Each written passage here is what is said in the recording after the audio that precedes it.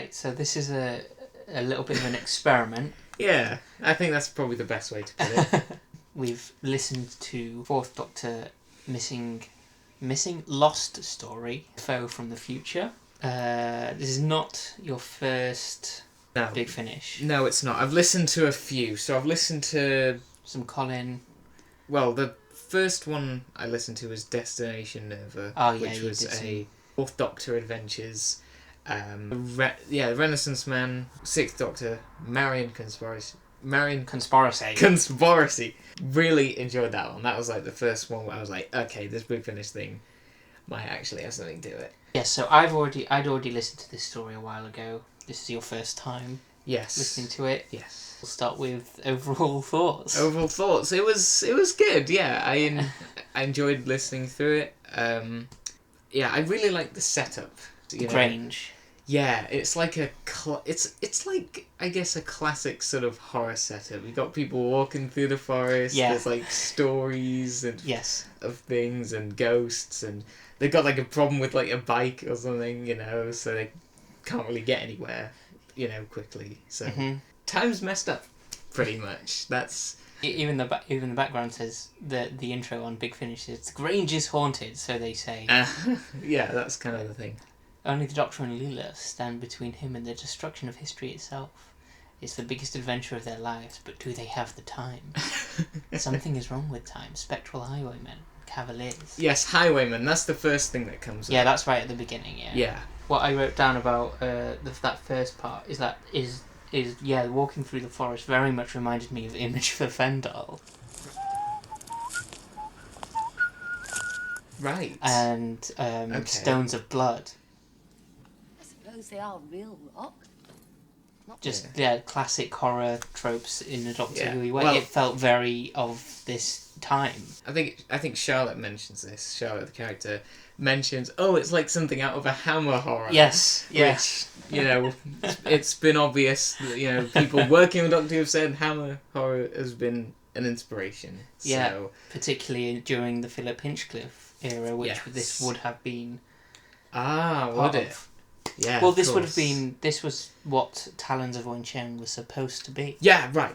Yeah. So this was the original Talons before it became Talons. Right. There are some similarities. I guess between Talons and this, in that it's a foe from the future who's travelled back in time. Okay, yeah. But it's also beyond that. It's a disfigured person who's gone back in time. Yeah. The whole disfigurement thing is very Talons. Oh no, I actually wrote down it's very different from Talons. Although there's some plot similarities. Yeah, there were. I wasn't really. I didn't really think it was exactly like Talons. I mean, there's a lot of. They go to like this future city, which I thought was actually one of the most interesting things about it. That was really cool. I really love that. The way that a lot of 20th century stuff was like, they were now like vintage sort of learning museum pieces and learning. Yeah, there was like classes or something where they learned how to live in the 20th century. You'll never be able to go undercover in the 20th century unless you know how to make tea. That's a great. The script is just so witty and creative. Robert Banks Stewart, who originally wrote it. Okay. Very creative ideas and brilliant stuff there, but also the script in itself by John Dorney. And again, Bob Banks Stewart, obviously. Do you remember what he wrote from the originals? I'm trying to think. So he did Terror of the Zygons. Okay. And The Seeds of Doom. There was more similarities with those.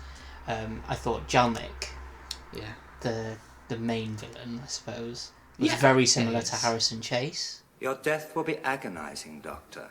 Right, I've got it. And he becomes possessed by the Crinoids, and he's like, animals have ruled this planet for millions of years. Now it is our turn. Yeah, very much like this with the, if I can get the name up, Antiphasian, yes. It's a great name. I had to write down a lot of character names, and I think all but one of them are misspelled. Yeah, probably. Like Janek I had as Janek with CK instead of K. And did you spell Charlotte right? Yes. Geflo, extra Geflo, L and a W on the end. Shibak, I wrote as share back, as in Okay. back. Yeah, I don't know. This is the thing when you're listening just to audio. Yeah. And yeah. Oh, this is the you have cast no of subtitles. this is the cast of both of the stories on this set. Do have some similarity, but it does very much feel like its own thing.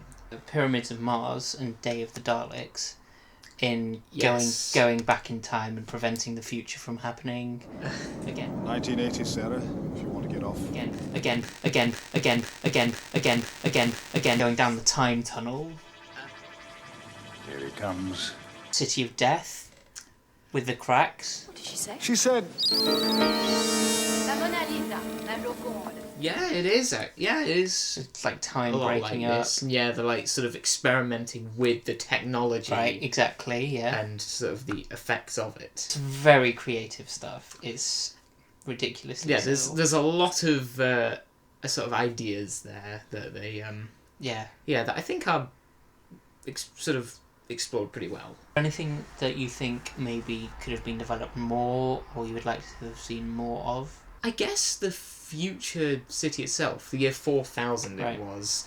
Well, I Like, think we're that's definitely- it's very well developed, I think. No, as it there's is. it's definitely like well developed in some ways. Yes, definitely. But I don't know. I would have liked more to have sort of spent more time there. I guess, like actually in the city, because towards the end it gets quite busy, and the focus is taken away from the fact that it's, you know, the future city, and more on, I guess, sort of what's happening. Harvey gets killed right at the beginning. Yeah. You've always got to have a good death right at the Yeah, start. that's something else I want to say. This is possibly one of the most violent and Oh, dark it's so Doctor Who's violent. ever, It's- especially towards the end. Like it even got to me a little bit. We'll get I to don't my know note which- on that. We'll get Yeah. to that. We'll get to that. That's at the end. Yeah, and That then is my next line. I've got Hammer Horror, Monty Yeah. Python, Shakespeare, loads of pop culture yeah, references. absolutely, yes. If you could consider Shakespeare pop culture. Yeah, it is. Sure. It is. Yeah, Leela isn't exactly impressed by Shakespeare. No. Which I found pretty funny. Yeah, and she continues to sort of take things literally. Yeah. Like Shakespeare, you don't shake a spear, you throw it. I wrote down that as well. That is, yeah, that's great. I absolutely love Leela in this. Yeah. Possibly the best ever Leela story. Yeah, absolutely. Yeah, she does quite a lot in this, actually. Mm-hmm. So the way that, I guess, the Doctor and Leela end up in this situation is they're actually caught in a time rupture Yes. that's sort of linked to all of this. Didn't know exactly where it took place on Earth in, I guess, the modern day, Yes. the 70s. Yeah. It wasn't until the very end They say when it. the Doctor says it. Oh, it's Devon. Did you not pick on Charlotte's accent? Well, no, that was the first thing I wrote. Southern farmer-like accent. I put Bristol accent. Bristol, right. Because I used to work a lot in Bristol, so Oh, yeah. I know that accent quite well. Okay. Yeah, so this actress playing Charlotte Louise Brearley Right. was in the TV Sherlock series with Benedict I've Cumberbatch. not seen it, so Okay. I can't say. The Fourth Doctor, I thought, seems incredibly natural in the role here. Much better than I think how he was in the stories, the Fourth Doctor Adventure, Destination Nova, and that series. Yeah, I don't really remember him particularly in those, but here, yeah, he's absolutely. It's just on fire, the whole thing, yeah. Yeah, you know, it sort of reminded me, I guess, of later Tom. Yeah, there's quite a few moments that even took me aback. Like, and again, we're skipping through the story here, but like, there's a part where all the carnage is going on, and he's like singing a song, which No, he wasn't singing. Oh God, that wasn't him, was it? That was Janek. Janek. Oh right. dear, That what sounded can like the matter him. be? No, that wasn't the Doctor. That sounded like him. That was Janek singing. But okay, aside from that slip up, no, he is still very funny in this. He's you know. hilarious. Yeah, he goes Absolutely off. Brilliant. Yeah, absolutely. Who might I be? That's Who might I be? You know, why not ask who I am? Yeah. I might be anyone. Playing the high comedy incredibly well, but then switching over to drama, just snapping into super serious drama. Mm. You know, who might I be? There's a dead body right there, and the high drama, high comedy contrast. He's just got that so perfect. Yeah.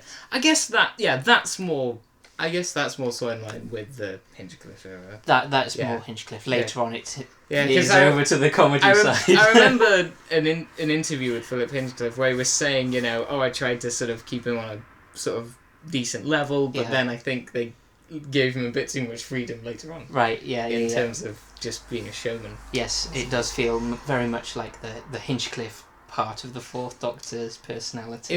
I don't know, it kind of feels like a combination of the two. The best of Tom Baker. The best of Tom Baker.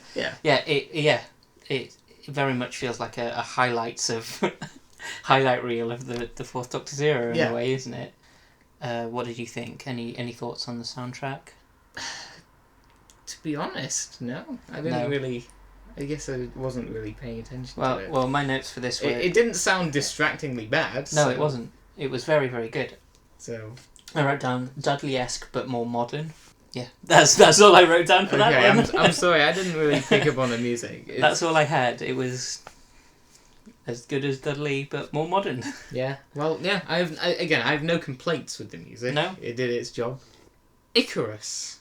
There's some references to Icarus. Yeah. They find a dead priest who's written it in the ground, and then there's a statue of it. Yeah. Now I must admit, I'm not, I guess, too familiar with Icarus. They do mention the story of it. Yeah.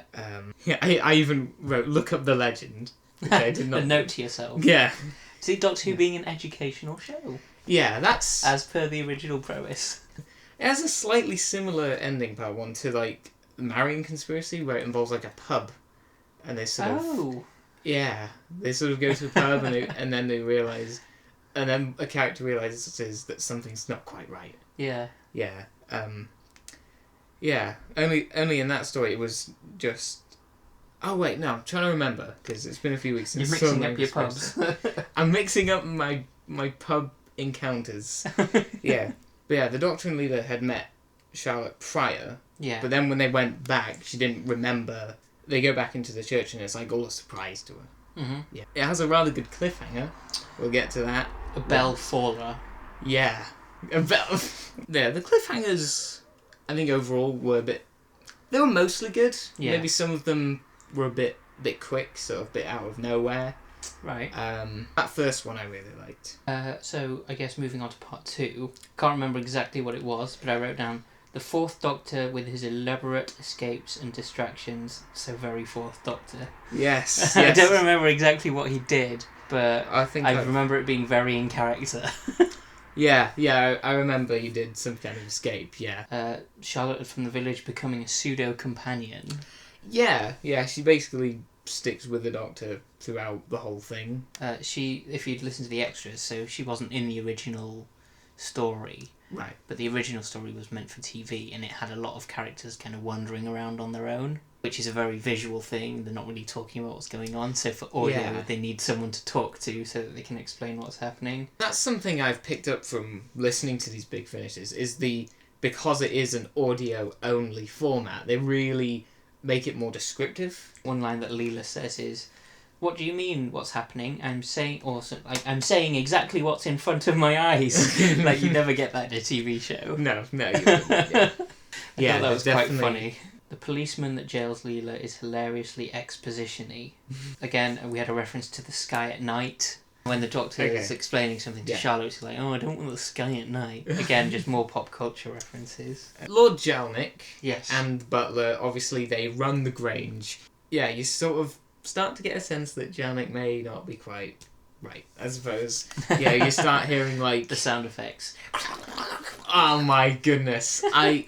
It's awful, There are sound effects that I just completely just irritate me by the end. That and the growling or the roaring. Yeah, I could not stand that by the end, and I was just like, please stop. Yeah. But initially, they happen a lot. Initially, there is quite a bit of mystery, especially when Janek requests food to feed his hunger. Yeah. It brings a fowl. And chickens, Yeah, and and you hear he has there's sort of a demon-y voice to him. You start to wonder, okay, what's going on? Do you think this isn't right? Yeah. I don't know many Little bit people with demon suspicious. voices. With secondary demon voices. Very demonic and angry. They find that the pub is now deserted and has been condemned after the landlord died. Yeah. Yeah, and that's when they find the Icarus statue, the boy with the wax wings. I'm not sure. I don't know. Maybe someone can explain. I'm not really too sure what that whole time being messed up thing, had to do with anything. Oh, it was the ruptures and like the time tunnels that they were travelling through. Like, so did Janek create those? I think. Or were they just there? It might have discovered them. I think because they mentioned like he does like experiments and stuff with time. So maybe I think maybe he'd found them and he was sort of experimenting with them, and that's how he found the things that begin with P. I can't remember. We're doing such a bad job of this. Yeah, again, just the wit in the script is great. He must have disagreed with someone he ate. Yeah, I remember that. That was a good line. Although I think those jokes about eating people started to get old by part 5 or beginning of part 6, when we had quite a few of them there. You know, he went down well. You know, it's like, okay, right, we get it. I kind of was a bit sick of those jokes. I don't know how I felt about it being 6 parts. Right. Honestly, it might have been a little bit long because by part 6 I was getting a little exhausted. Yeah, fair enough. And especially, we'll get to part 6. Yeah. The Doctor finds the source of like where the ghosts, like the Highwayman, is being like controlled. The temporal manipulation matrix. Another matrix in Doctor Who. Like the time monster. Now that you've like described it like that, it's like the time monster where the master brings in, you know, the World War II planes, the horses, the Roman legion, all to attack units. Yeah, it's a bit like that, isn't it? Yeah.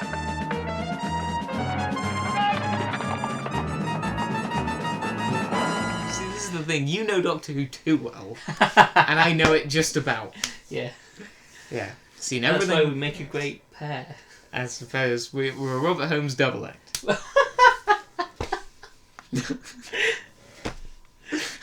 I think you know it more than most people to make that joke. Yeah, and that's when Lord Janek reveals his true self, which I put as supposedly quite frightening since Charlotte screams, and then it just cuts to the ending. I would be interested to see what that would have looked like. Yeah, I suspect kept it trying would to not have looked particularly good. kept trying to picture what the looks like. Yeah. So I suspect it looked better in our minds than it did. Probably. I imagine something quite... Let's see if we can find any art or something. Well, the Doctor describes him as being half man, half grasshopper. I can't imagine that looking too good. That's kind of what set my imagination going. Knowing the production, it would have probably looked a bit like the Tractators, I reckon. Okay. What either of us imagine, it would have probably looked better than how it would. Yes. If the episode That's the was benefit made. of Big Finish, isn't it? Yeah. Although the Grange and the pub scenes would probably have looked rather good. Yeah, probably. Okay, let's move on to part 3 then. Part 3. Excellent acting from everyone. Really? Yeah. Oh, well, I mean, yeah, there is, but is that No, what you got for part 3? Part 3, I was just thinking, like, all of these actors are just so good. There's very rarely a moment where there's only one person in the scene. That's true. There are definitely some moments where it's just the Doctor or just Janek, I think. There's some. We get the councillors, Dolan, the Supreme Councillor. Yeah, we've got some up here. Dolan's not on here. I recognise Dolan. That name rings it might not have bells, been a right? councillor, but it was definitely Dolan. Costal. Yeah. Such a great character, Costal. Yeah. Enters and kills Dolan. Yes. Geflo. Yeah, Geflo. No, this is the part where they go to the future. Yeah. So this is the part where they initially go to the future and see this... Yeah, the English village with a 20th century museum. Mm-hmm. It's not a museum. It's or a school. Whatever it is. I put a museum. You know, it could double as a museum for I people suppose who so, just want to, I guess, have a look at the the memorabilia of the I guess past. so. Yeah, the Doctor and Charlotte are mistaken for students Yeah. who are meant to be in the classes. Like, Yeah. yeah, like, oh, you're fine, but this man, I don't know what he's wearing. Yeah, that's great. That was fantastic. And again, the incorrect pop culture, getting the the references viewing wrong. box for the TV. Yeah, Bruce Forsyth is the Prime Minister. He did all the game shows. He did Strictly. This is where I falter. Because I don't watch a lot of this, like... I guess I don't watch a lot of television. He'd make a better Prime Minister than... When you mentioned Costello kills Dolan. I love that Leela works this out just like instantly. She gets there and she's like, he's dead. That person must have shot that person, Right, and yeah. blame them. And so this is a frame. She knows it straight away. Okay. And I just wrote down that again, Leela being. If Leela was like this the whole time on the TV show, she may well have been my favourite companion. Really? Yeah, she's just superb in this. Yeah. Louise Jameson proving that she is just one of the best actors that's ever been in Doctor Who. Yeah. Yeah, and then they get to the Deadlands, which I originally described as a wasteland, and that's where we see the Pantophagians, I guess, formally revealed? I guess. Aside from Janek. Yeah. That's the end of part 3. Halfway through this story. Part 4. I didn't really have much for part 4. Well, I can back you up because I did have thoughts for part 4. Okay. They can fly, and they're the size of a small plane. Yeah, flying grasshoppers that size. Yeah. That would not have looked good. That would have been CSO'd in. Yeah, probably. Then Charlotte comes to the rescue in a retro car. Ford Cortina. Yeah, I didn't take down the specific car model, but I wrote retro car. what I wrote down. Charlotte driving during the lesson from Shibak was like the Naked Gun car chase scene. Which one? Where the inspector gets in the car and is like, right, drive, and then it's instructor, right, put it in gear. Oh, I love that. Yeah. The brakes. Oh, why didn't I think And then he of starts that? shooting out the window during the driving lesson. Absolutely brilliant. It reminded me of that. I got so involved with it, I forgot where Shibak came from. Yeah. How he was introduced. I think he was the instructor, and he was in the car, and then Right. when they take the car, when Just Charlotte nicks the car, Yeah, just went along with it. he's just brought along. Yeah. How do they travel in that future city? I guess they don't need to because it's just all in one. It's all surrounded by walls, so they just walk everywhere. How many people were in there? 2,000? 4,000? No, 4,000. that was the year. Was that the year? Yeah, I think it was 2000. It was the year because it's the same year as the Daleks Master Plan, and I think there's a reference to that in here. They may not. Well, I didn't catch that, I don't think. Said I've been to the year 4000. What? Not much has changed, but we're escaping Pantophagian.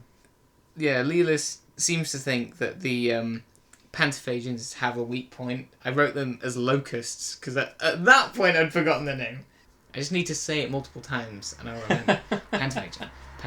It felt a bit slower, a bit of exposition, explaining where the Pantophagian come from. They come from the time vortex, explaining the plots, the fact that it's a coup.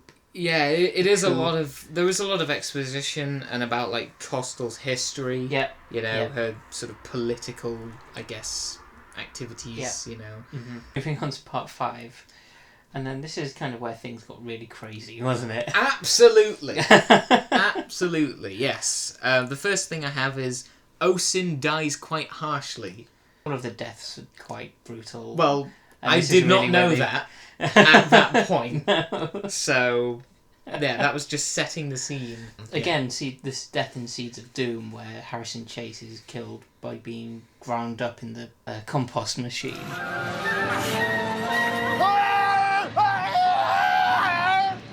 So I think it's very, very like a Robert Banks Stewart story for someone to die brutally. They're both hilarious and dark, really dark comedy stuff. Janek eating Crale. Crale was another character. I don't know who Crale was. I think Crale was... Another counsellor, maybe? Yeah, I think a love interest of Costello. Oh, yes. The one, that's right. Yeah, I've noted down here. Yeah, he was eating a love interest. My word, this is twisted. Yeah. In front of her, yeah. Yeah. You hadn't asked where he was. He's right here. I'm eating him right now. Yeah. Yeah, this is where I made the grave mistake of thinking it was the Doctor singing that song as people get ripped apart. I guess that is the problem with audio. When you've got a big cast, a lot of the characters, you don't really know who's talking necessarily, especially if the voices are similar. And I think Tom Baker and Paul Freeman, who was playing Janek, both have similar tones of voice. Right. In fact, Butler had that same tone I got of voice Janek as well. and Butler confused at times because I had notes like, "Oh, Leela faces off against Janek," but no, it's actually the Butler. It's Leela and Butler. Yeah. The guy playing Janek, Paul Freeman, is a very famous actor. He was in Indiana Jones, the first Raiders. one. Raiders. Look at Paul Freeman, because I would recognise. Yeah. I loved that Costal's vanity was her own undoing. She didn't want to be ugly, and then as soon as Janek, I guess, injures her, not really sure what he does something like scars her face. Yeah, and as then soon as he does that, she gets to decide between death or disfigurement or becoming a pantophagian. Yeah. Well, I guess he doesn't decide. She just gets eaten really horrifically. Oh my gosh, that. Oh yeah. And there was a very interesting quote. Yeah, I'm sorry, Costal, but you are a politician. You know how things are. Always give the people what they want. Yeah. As all the pantophagians just. Oh my word. Yeah, this is really dark. I thought. Part 5 felt like a last part. There was just so much chaos and. Yeah. It was like it was just a lack of, I don't know. It was getting you ready for the last part. I didn't even think that. I thought this could be the last part. It was just chaotic and I don't know. It was difficult. I think actually it was amazing. It was great. I did like it, but it was it's a struggle. The lack of structure and. I have to say, Marion Conspiracy. If we're on the topic of comparing finishes, definitely felt more sort of structured. I could follow it better, which for someone who isn't used to audio dramas was better for me to sort of get into. But yeah, towards the end this got quite a lot. And again, I actually like this cliffhanger. I know it is just Tom Baker going, "This is the worst thing that's ever happened. The universe is going to end," but I did like it. Yeah, it was. You believe him. Well, yeah, of course. The Doctor would not make that stuff up. And Leela's, of course, been into the time vortex. Yes. With no way out. That was good. Yes. Yeah. Again, would have looked terrible on CSO, but yeah, I'm almost glad this works better, I think, as audio than it would have done on screen. Yeah. Well, would it have been a worse experience? I think it'd have looked worse. I just don't see how they would have made it look good. I wrote down a prediction at the end of part 5. I bet Leela's going to come in riding majestically on a pantophagian to save the day. Yeah. Because he says Leela's got no way, only the pantophagian can navigate it. Like, obviously Leela's not going to die. So yeah, I put something like that as well. Yeah, the only way out is if she rides a pantophagian majestically. Yeah. I put the time travel device is done for, and Leela is lost. In brackets, probably not. Right. She comes back and is given a terrible ending. But yeah. So moving on to the last part. Yeah, by this time I was tiring of the. It's a lot of jokes. It's a lot of action, it's a lot of well, obviously it's continuation, but it's a lot of just trying to sort everything out. The future people are being brought through the time tunnel. There's 512 were brought through at that point, which was still deemed not good enough. Butler becomes a pantophagian. Yeah. Doesn't seem too bothered. No, he's just like, well, this is my new style. Although I suppose he spent all that time with Janek, so he's probably accustomed to it. But I didn't really care for the whole Janek and the pantophagian side of things actually by this part. I was very kind of, well, that's chaos, that's going on, they'll solve that. But what I loved more was Leela and Butler, where Butler has been blinded and he's hunting for in the woods Right. after she falls down into them and she's broken her leg. Oh gosh. Yeah, she does that all with a broken leg.